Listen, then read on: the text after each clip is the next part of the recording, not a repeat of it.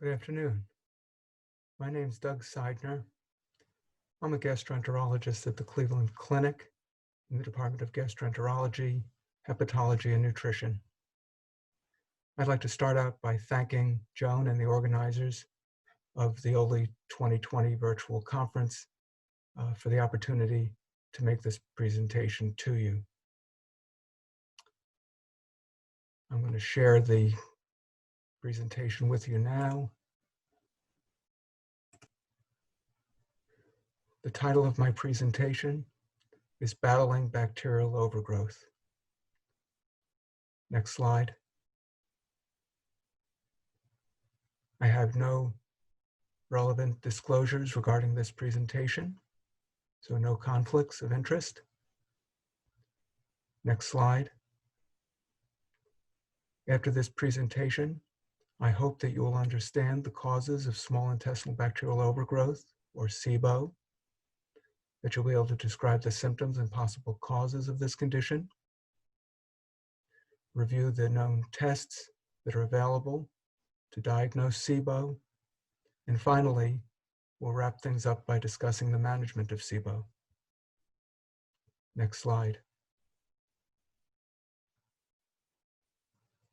Normally, there are nearly 500 different species of bacteria that live in harmony with us within our gastrointestinal tract. Anaerobes greatly outnumber aerobic bacteria. These two terms refer to whether these bacteria use oxygen to metabolize their food. The number of bacteria shown in this figure refers to the colony-forming units, or tiny specks of growth that appear on a special growth plate media that microbiologists develop when they take a small sample from the bowel. So within the jejunum, there's between 10 to the third and 10 to the fourth, which is 1,000 to 10,000 colony-forming units per ml of aspirated material from the bowel. Further downstream in the terminal ileum, there are between 10 million and 1 billion colony-forming units per ml. And in the colon, there are between 10 billion and 1 trillion. That is 10 to the 10th or 10 to the 12th colony-forming units per ml of aspirated material from the colon. So this is normal. Next slide.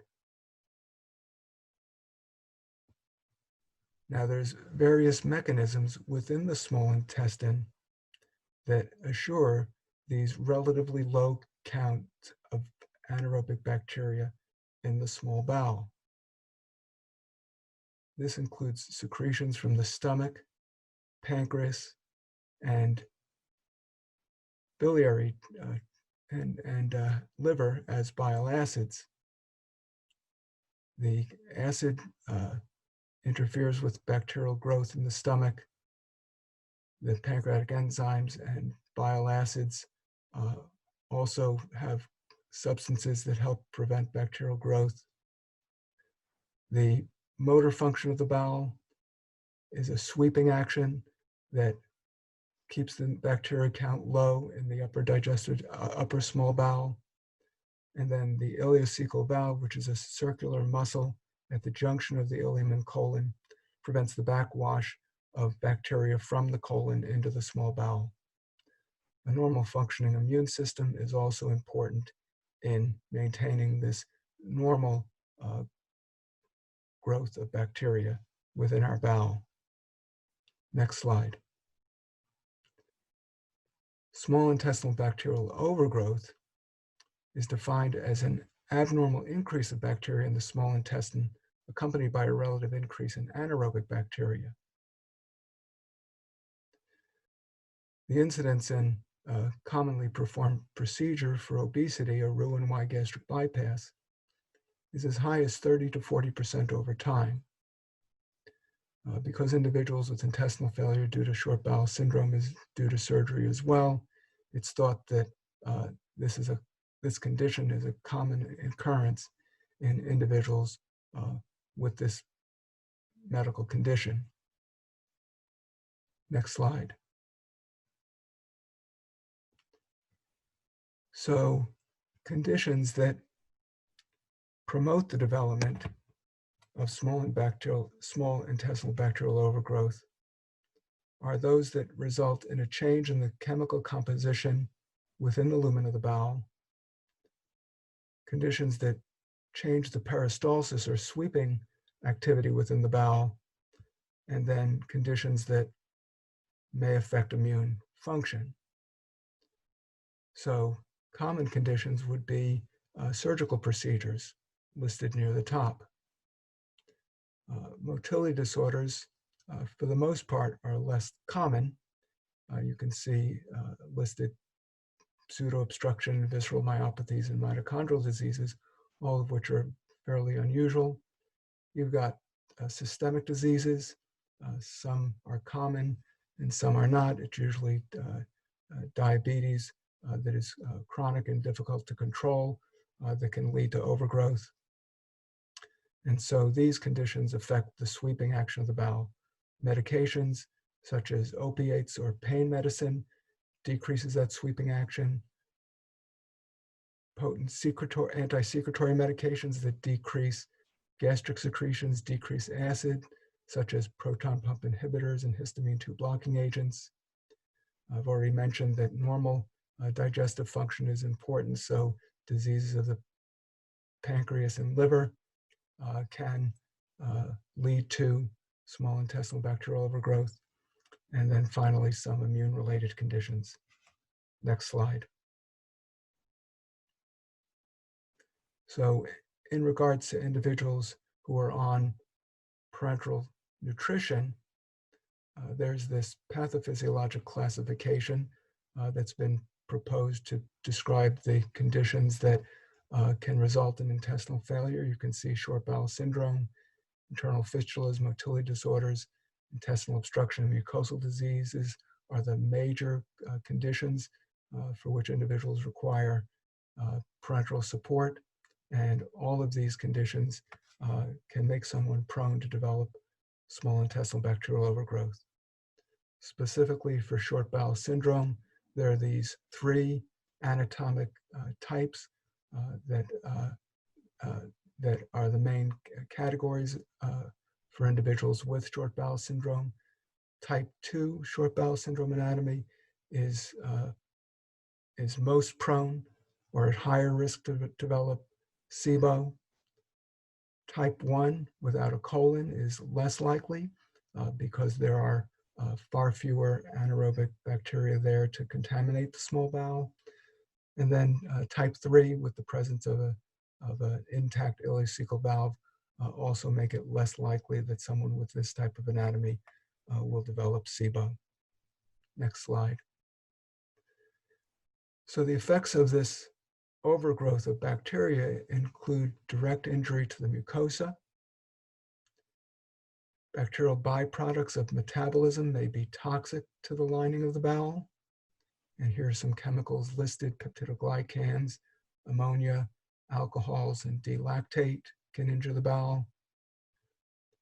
Bile acids, which help us emulsify the fat in our diet, are affected by these bacteria, a metabolic process called deconjugation.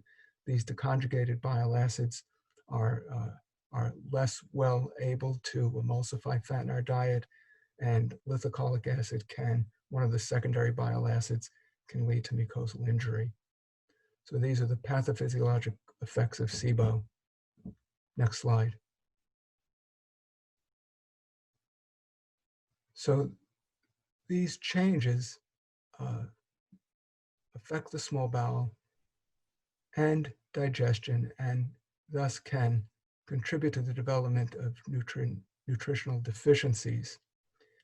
You can see the production of toxins. Lithocholic acid can affect absorption of fat, carbohydrate, and protein. The bile acids decrease the deconjugation of bile acids, decrease the ability to emulsify fat and make these micelles, which help pancreatic enzymes absorb processed nutrients or processed fat. Lithocolic acid again can interfere with protein absorption. These excess bacteria use vitamin B12 as a factor to help them process nutrients, and so they can consume vitamin B12, making it less available to people, and also because of mucosal injury, vitamin B12 absorption can be decreased in bile, and vitamin B12 deficiency can be commonly seen. And then with fat malabsorption, there's also malabsorption of fat-soluble vitamins. Next slide. So the most common symptoms are abdominal bloating and discomfort, along with increased intestinal gas. Diarrhea is common as well. Some individuals have a poor appetite. And with this production of D-lactic acid, D-lactic acidosis can develop, which can adversely affect nerves and result in neurologic symptoms. This will not be discussed in great detail. And fortunately, it's not an overly common problem. Next slide. So there are two diagnostic tests available to diagnose SIBO. The first is taking an aspirate of intestinal content from the jejunum and growing it on one of those special growth plates that are used in microbiology. This is an expensive, invasive procedure. It requires an endoscopy, sedation, carefully taking a sample, not exposing it to air, which can kill these anaerobes or make them less likely to grow in the growth media. And you can have overgrowth and end up with a falsely negative result on this test. So a good test, but a difficult test to perform. Hydrogen breath testing is a non-invasive test where you consume a sugar. This sugar, if it's absorbed in the small bowel and used as fuel for us, when we metabolize sugar, we produce carbon dioxide, which is expired in the breath. If there's bacterial overgrowth and these bacteria consume the sugar, they produce hydrogen, which diffuses through the bowel wall, circulates to the lung, and is expelled in the breath. And hydrogen is then found in the breath. So that's a hydrogen breath test. Unfortunately, the hydrogen breath test can be unreliable in short bowel syndrome because of the rapid transit through the bowel of the test solution to the colon, if the colon is still present, and this can result in a falsely positive result. So in a systematic review by Coscini, he made this statement, which is that there is no validated diagnostic test with a gold standard. That should be a gold standard for SIBO. The gold standard is a test that's extremely good, that it makes the diagnosis in virtually everyone, and other medical conditions don't result in a falsely positive result. So there's no gold standard, and then the most practical method to evaluate is choosing when to do tests, and sometimes just empirically treating the condition and seeing what the outcome is. That is, does somebody get physically better as a result of treatment? Next slide. So here's a cartoon taking the synthetic sugar lactose, represented by these small dots at the lower part of the figure, passing through the intestine. You could see the low number of aerobic bacteria in the small bowel. And when that lactulose, which isn't normally absorbed, gets in the colon, the anaerobes metabolize it, release hydrogen, which then passes through the wall of the bowel and is expired in the air and shows up in one of these breath tests. Next slide. Here's a cartoon showing bacteria on the left that produce hydrogen. Little purple commas are the bacteria. The blue circles are hydrogen gas. In some instances, this hydrogen gas can be used by bacteria to make methane, which is shown in the top part of this panel. And so both hydrogen and methane are sometimes, both hydrogen and methane are used when performing a breath test. Here's a figure showing a positive breath test for SIBO. The subject drinks the sugar solution at time 0, shown at the bottom line on the graph. And at about 30 minutes, you can see the solid line, which represents hydrogen. The concentration is going up. So on that vertical axis there on the left showing gas concentration, that's in parts per million. So it hovers less than 5, and then at 30 minutes, it bumps up over the next 15 to 30 minutes over 10 parts per million. Is often used as a cut point for making a diagnosis of small intestinal bacterial overgrowth. You can see the test goes out to 120 minutes. That's the typical time it takes a beverage to pass from the stomach and get down into the large intestine. You can see that in this illustration, methane remains flat through the whole study. Next slide. So let's talk about managing SIBO. If there's a structural abnormality of the bowel, then surgery is generally indicated. Most commonly, you may have a partial small bowel from an obstruction, or there can be a tumor diagnosed. And in that instance, you're going to want to do an operation. Individuals with short bowel syndrome, with time, the small bowel sometimes dilates. It doesn't have normal motility. And when that happens, individuals are prone to SIBO, and that's where a tapering or a tapering with lengthening procedure might be indicated. Generally speaking, this is more commonly performed in children than adults. Next slide. Diet modification is important. High complex carbohydrates are preferred over simple sugars. So simple sugars should be avoided. If the colon's present, low-fat diet is also important. If you're prone to get symptoms with dairy products, then a low-lactose diet, low-lactose restriction may be added. If one finds the presence of vitamin and mineral deficiencies, those should be repleted. And then specifically with this less common problem with SIBO, this D-lactic acidosis, carbohydrates have to be carefully reintroduced because those carbohydrates are serving as a fuel to make the D-lactate, which can result in those neurologic, with neurologic symptoms. Next slide. Medication adjustment may be warranted if you're on anti-secretory medicines, medicines that reduce gastric acid secretion. You may try to cut those back if possible, if not discontinue them. If you're on antidiarrheal medications to control your diarrhea, you may need to cautiously back off to make sure that you maintain some degree of motility, because high doses of antidiarrheal medications can slow the motility of the bowel down greatly and exacerbate SIBO. Narcotic analgesia, narcotic pain medications also slow the bowel down. And so if you're on these medications, these should be most optimally discontinued if you have SIBO. Next slide.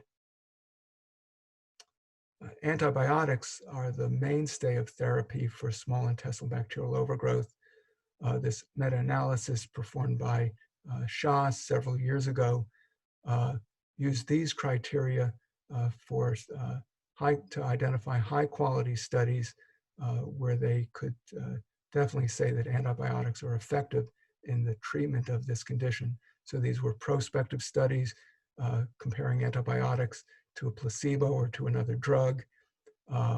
the study goals were clearly outlined in the reports.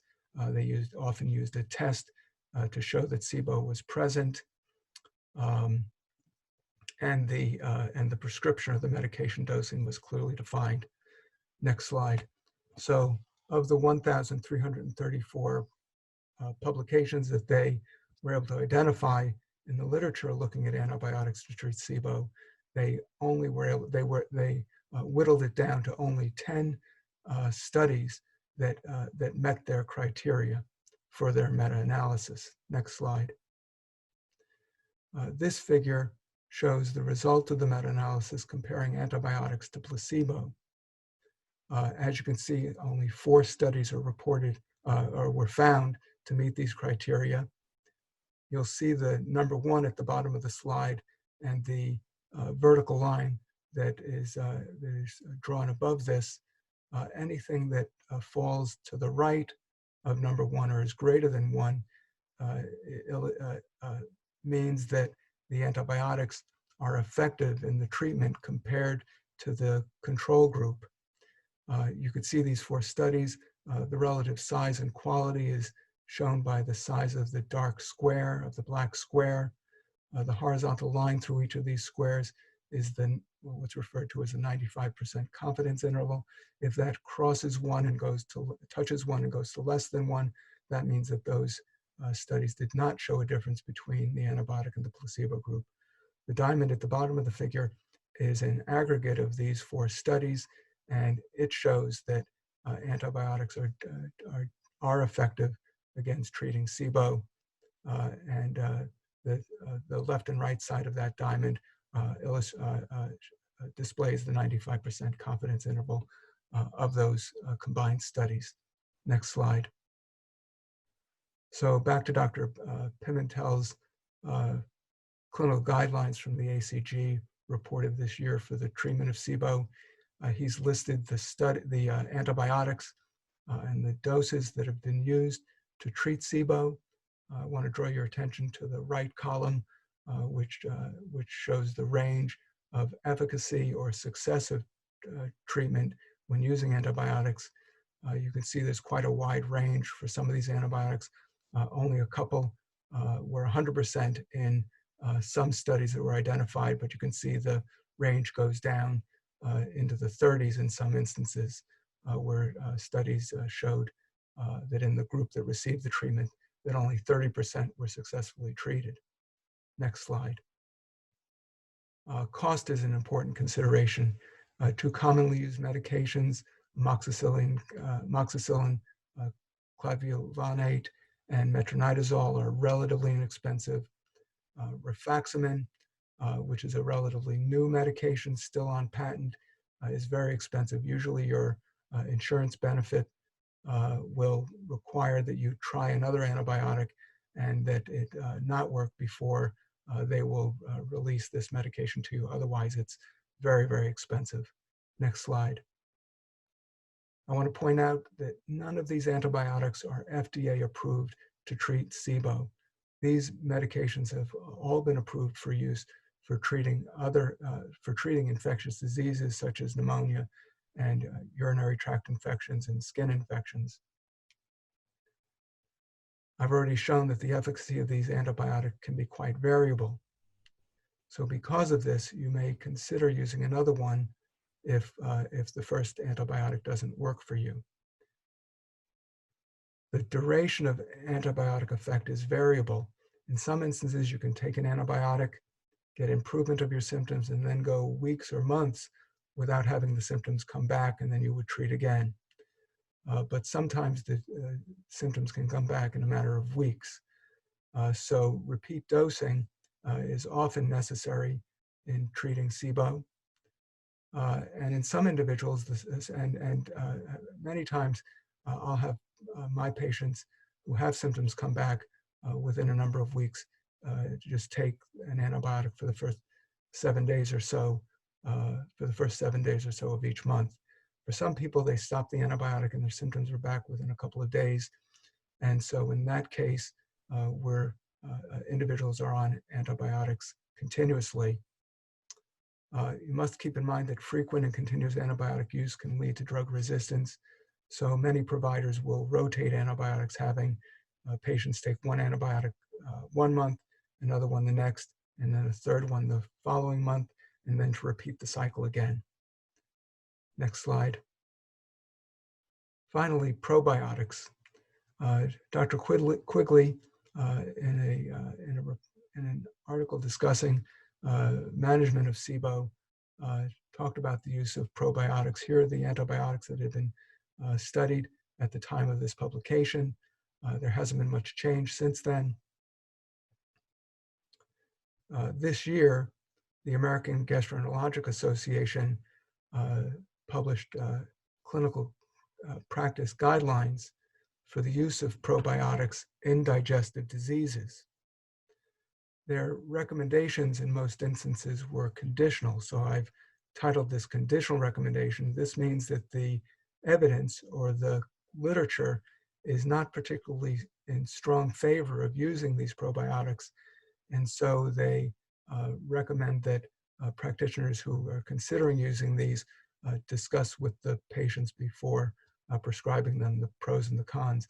They only identified 3 instances where they would make these conditional recommendations. The first is to prevent C. difficile infection in patients on antibiotics. The next is to treat pouchitis, which describes an ileopouch anal anastomosis with inflammation after treatment of ulcerative colitis. The next is to prevent necrotizing enterocolitis in preterm infants. So those are the 3 instances where they recommend probiotics. They do not recommend general use in children who get acute infectious gastroenteritis. And for C. difficile infections in general, Crohn's disease, ulcerative colitis, and irritable bowel syndrome, they felt that the literature was too weak to support any recommendation for the use of probiotics for these conditions. Next slide. So what's my practice?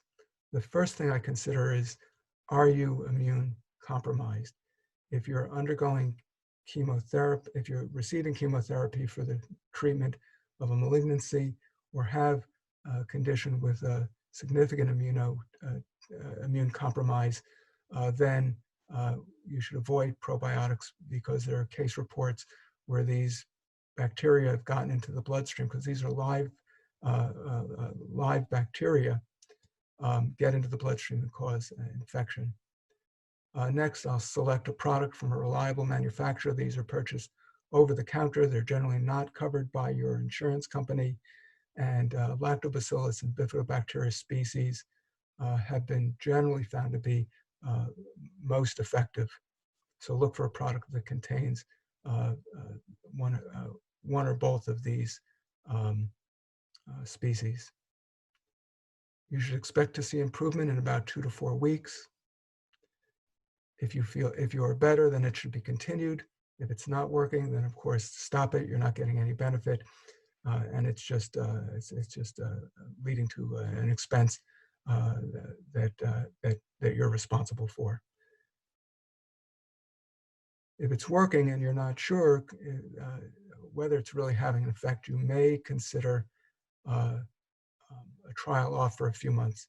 What I mean there is that if you have an underlying condition that leads to malabsorption and you have some digestive symptoms, you're not convinced that the probiotic was helping you, you may want to convince yourself that it is working and stop it for a couple of weeks and see if your symptoms come back, and then resume it.